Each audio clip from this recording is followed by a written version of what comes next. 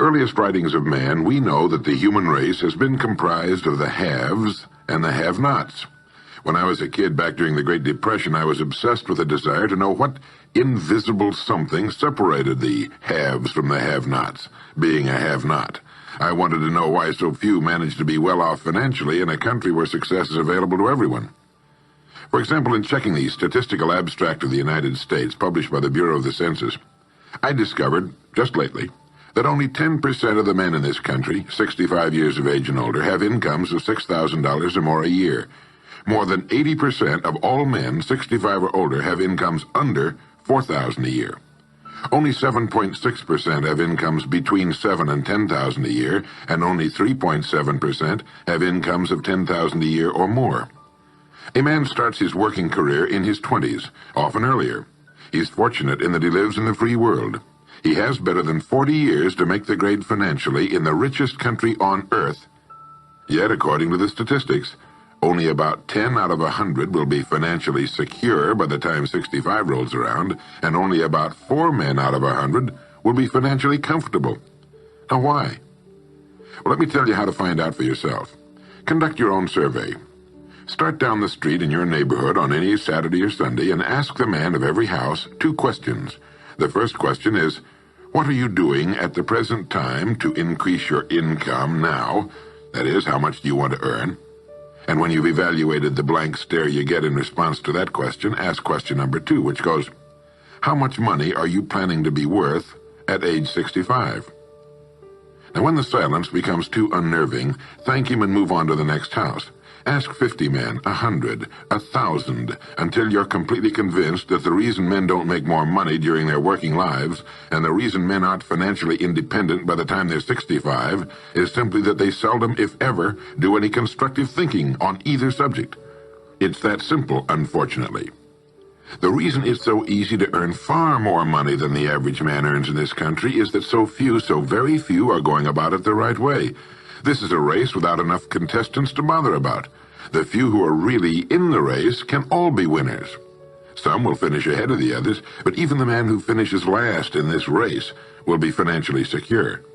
Most people, more than 90%, aren't even in the race. To prove it, ask yourself the 2 survey questions.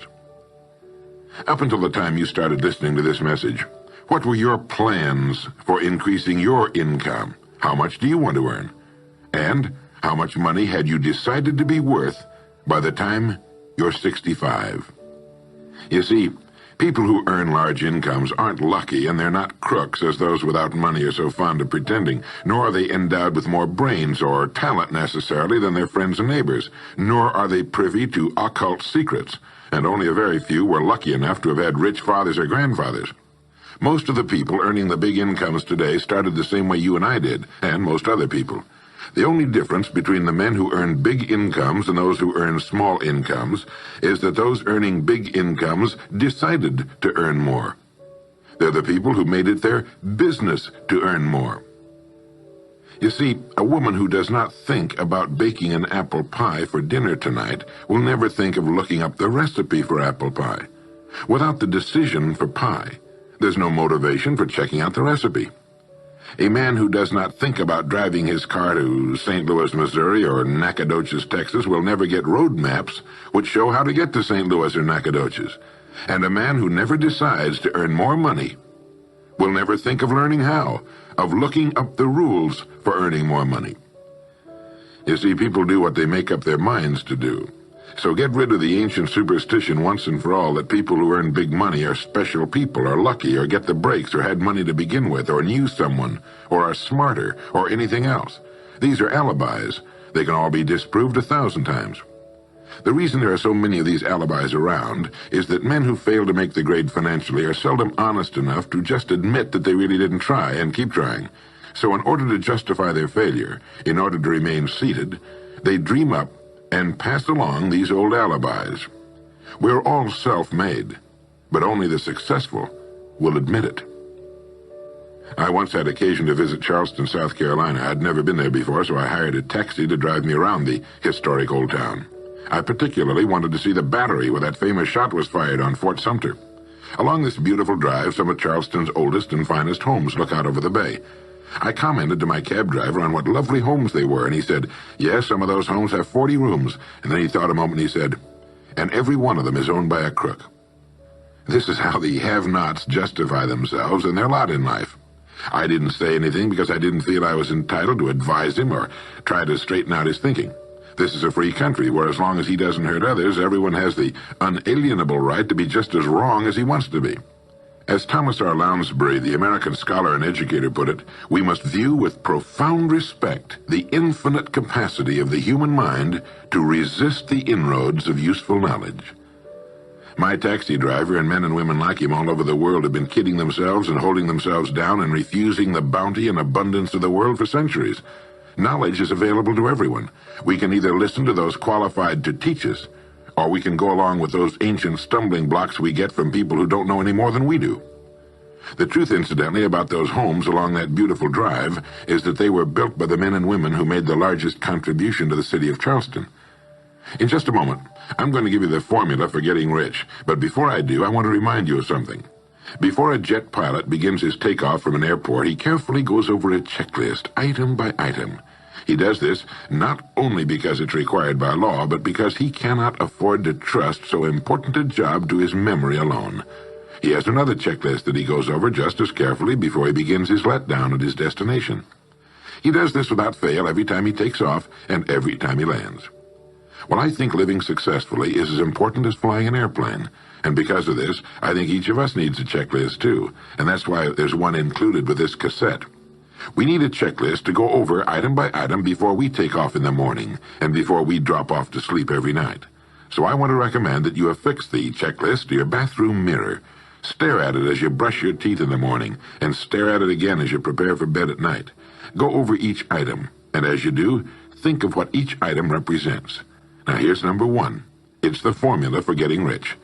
It also explains why you're in your present position, whether you're earning $6,000 a year or $16,000 or $60,000 or $600,000. It applies to every adult, whether he's employed or unemployed. It applies to the richest man and to the poorest, and every person in between. And here it is. Our rewards in life will always be in exact proportion to our contribution, our service. Now that's what the formula means as the first item on your checklist. Memorize it. Our rewards in life will always be in exact proportion to our contribution, our service. Listen to it, think about it until you know it emotionally as well as intellectually. It might give you some slight feeling of superiority to realize that there's probably not another man within a mile of where you live who knows it. You can add it as a question on your survey if you want proof of that. If you want it in another form, here it is as it applies to a man's job. It's the same thing really, the same thing applies, but you can express it differently. The money you're paid by the company you work for will always be in direct ratio to the need for what you do, your ability to do it, and the degree of difficulty involved in replacing you. Maybe you want to write the formula down in both of its forms and think about it until it's as much a part of you as your name. The reason it isn't spelled out on your checklist is because you might not want everyone to know what you're up to. The checklist is valuable only to a person who knows what the words really indicate. All right, you've got the formula. As you think about it, its meaning will become clearer to you. With the formula, there are two rules which must be applied to properly use it. This formula, together with the two rules, is your recipe or your roadmap to earning all the money you really want. Now let's take a look at item number 2 on your checklist. And I'm serious about your putting this checklist on your mirror. You'll notice it's pressure sensitive. Item number 2, the gold mine. The Pulitzer Prize-winning playwright Archibald MacLeish in his play The Secret of Freedom wrote, "The only thing about a man that is a man is his mind. Everything else you can find in a pig or a horse." Strong words, aren't they? But as long as you live, you'll never hear a truer statement. The key to every human being's success lies in his mind, the gold mine between his ears. One idea can make you rich. A lot of good ideas can move you steadily upward in the work you do, and ideas are free. Now just think, there's nothing now being done commercially that will not be done better, much better in the years ahead. Next year's homes and most of what's in them will be better than this year's. Next year's cars will be better. Next year's manufacturing, distributing, marketing, and selling and advertising should be better. Nothing is now being done as well as it must be done in the future, and every innovation, every new improvement will be somebody's brainchild. Now, what's your specialty? How many good ideas have you come up with during the past year? If you continue on as you have in the past, where will you be and what will you be earning, say, a year from now, 5 years from now? Every day of our lives, we walk or drive by more opportunity than we could develop in a lifetime, in 50 lifetimes. Back in the 20s, Sinclair Lewis wrote that you can kidnap a man, blindfold him, take him to any city in the country with a couple of notable exceptions, put him in a chair in the downtown area, take off his blindfold, and he could sit there a week and not be able to tell you what town he's in. The streets are all alike. The buildings are all alike. The businesses all look alike. This is still largely true today. The reason for this being that most businessmen in this country are playing a game called follow the follower. If a man goes into business, no matter what line it happens to be, the first thing he does is make certain that his place of business, outside and inside, looks exactly like every other place of business of that type in the country. Do you know why? It's because he's been playing copycat since he was a year old and does it without thinking about it. For the same reason kids dress alike in school. He wants to be one of the gang. He doesn't necessarily examine all the business establishments in his field and pattern his on the one outstanding example, the one that inspires him, the one that he can really believe in. He just does what everybody else in his business is doing, and by this simple process, he guarantees his own mediocrity. Whose drum are you marching to, if indeed you're marching to anyone's, and why? Remember, whatever you now do for a living will be done differently, quite differently a few years from now. Never in the history of mankind have the opportunities for all of us been so great. But the great majority of people will be the beneficiaries of progress, not those who bring it about. Which group are you going to belong to? If you want to be a contributor, not just a beneficiary, here's the first rule. It appears on your checklist as the gold mine. So, think. Think deliberately and with a purpose. Use the gold mine between your ears. Begin by thinking at a special time every day. Back during the Depression, a New York lumber dealer was growing rich while other lumber dealers were going broke. When asked how he did it, he said, "Every evening when I get home, I close myself up in a quiet room, sit in a comfortable chair, and ask myself, how will my business be conducted 10 years from now? Then I try to do it now." Instead of competing with every other lumber dealer, which is what they were doing, he was creating. He was doing the very thing man was designed to do, the very thing man does best. A company growing at the rate of 10% a year will double its size in less than 8 years. But a man can improve his effectiveness 50%, or 100% a year, or more. The experts tell us that every one of us has within him deep reservoirs of ability, even genius, that he habitually fails to use. Well, let's begin now to reach into these deep, rich areas of pure net profit and use more of our real abilities. Let's think. Here's the best way I've found to make yourself think. Start getting up a little earlier than you're accustomed to. Right off the bat, this gives you extra time that 95% of the men in this country are not using at all. 1 hour earlier a day gives you 6.5 extra 40-hour weeks a year. But at this time in the morning, take a refreshing shower, dress, get yourself a fresh, hot cup of coffee if you're a coffee man, and then sit down to a clean sheet of paper. At the top of the paper, write your financial goal. Now, this is the amount of money per year you intend to earn soon. Incidentally, you might like to keep this to yourself, too. It's nobody's business but yours. Then, start to think. Think about your goal and what it'll mean to you and your family. Then see how many ideas you can come up with to help you reach that goal. Ideas to improve what you now do for a living. Ways of increasing your contribution to match your income goal. You know, jobs don't have futures. People do. No matter what line of work you may be in, there is within it more than enough opportunity to last a lifetime. You don't have to think of brand new ideas or revolutionary new ways of doing things, although you well might come up with some. Think of ways of improving what is now being done. If you are to increase your income by the amount you specified, you must find ways of increasing your contribution, your service. And the key to this is to be found in your mind, in that gold mine between your ears. Try for 5 ideas every morning and write them down, and save those sheets of paper in a special idea file. Many, perhaps most of your ideas will be worthless, but some of them will be very good. A few will be excellent, and every once in a while you will come up with something really outstanding. You see, 5 ideas a day is 25 a week if you don't think on weekends. Now that's more than 1,000 ideas a year. One idea can get you to that income you're shooting for. The law of averages swings so far in your favor you just can't miss. Try to develop a sense of expectancy. That is, try to hold the feeling that the goal you're shooting for is a sure thing, and that it's only a matter of time before it's realized. You know, Henry Ford didn't start making cars until he was 45. A friend of mine started a new company at 65. He's still going strong, and his new company has sales of better than $300 million a year. It's almost never too late. Try not to think of things outside of your own line of work or whatever it is you're most interested in. To think well and profitably, you must discipline your thinking. Keep it on course, controlled, keep it in one field, specialize. Now for the final item on your checklist. It appears as the word. And the word is attitude. Attitude has been called the most important word in the language. William James put it this way. He said, "The greatest discovery of my generation is that human beings can alter their lives by altering their attitudes of mind." Now this is something to think about. Can alter their lives by altering their attitudes of mind. It's another way of saying we become what we think about. Look at it this way. Your total environment, if you've been an adult for any appreciable period of time, your total environment is a reflection of you as a person. The house and the neighborhood in which you live, the car you drive, the clothes you wear, the job you do, the people with whom you regularly associate.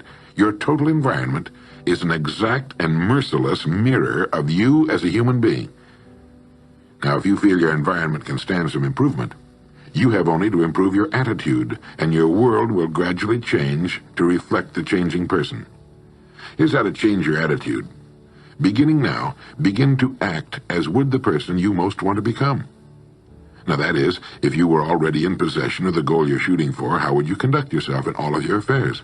Well, do it now, and tomorrow, and the next day. Begin now to act the part of the person you most want to become, and you'll end by becoming that person.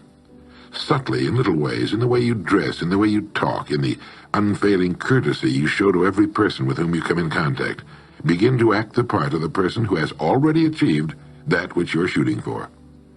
The German philosopher Goethe gave us the secret when he said, before you can do something, you must first be something. When you behave like the person you most want to become, the things that person would have will tend to come to you. It's simply cause and effect. Don't be in too big a hurry. It takes longer to build a skyscraper than a chicken coop. Build slowly, steadily, and well. Then when you make it, you'll keep it. You'll stay on top. Always be suspicious of the so-called get-rich-quick scheme or sudden success. Never forget that word, attitude. It's your attitude toward the people with whom you come in contact that will determine their attitudes toward you. The person with a great attitude toward life and the world is the person other people call lucky. He's not lucky. He's just using our old friend, cause and effect. His causes are excellent, and his effects have to be just as good. Well, that's it. 3 things to remember. 3 things to practice every day. If you spent 16 hours a day, 7 days a week, practicing your golf swing, in a relatively short time, you'd have a grooved, beautiful swing like the pros. So practice your new attitude every day, every waking hour. Practice thinking a few minutes every morning, and you'll find yourself thinking all day long. And remember the formula. Our rewards in life will always be in exact proportion to our contribution, our service.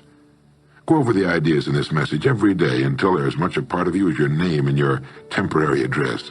You'll notice that each time you listen, you'll hear something new. You'll get a new idea you failed to get before. This is Earl Nightingale, and thank you.